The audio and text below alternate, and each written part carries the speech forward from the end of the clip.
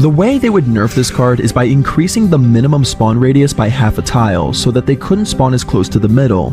This would make the spawns less random since there was a smaller area that they could spawn in. Supercell explains this is to give defenders more time and to help appease the people against the RNG element of the card, while also mocking them. It had seemed like a perfect change, which is why it was a bit strange to see that it was fully reverted just 15 days later. What? Why would this change be reverted, especially so soon? The card wasn't dead by any stretch, and it's not like the original change was implemented by accident.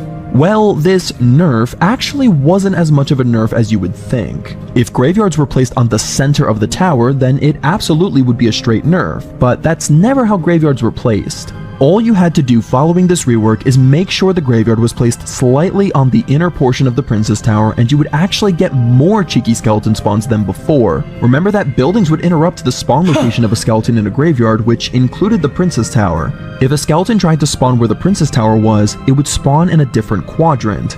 However, this would really only happen if the skeleton tried to spawn closer to 3 tiles from the center, not 3.5. So this meant you'd want the skeletons on the side of the Princess Tower to try to spawn further than 3 tiles from the center.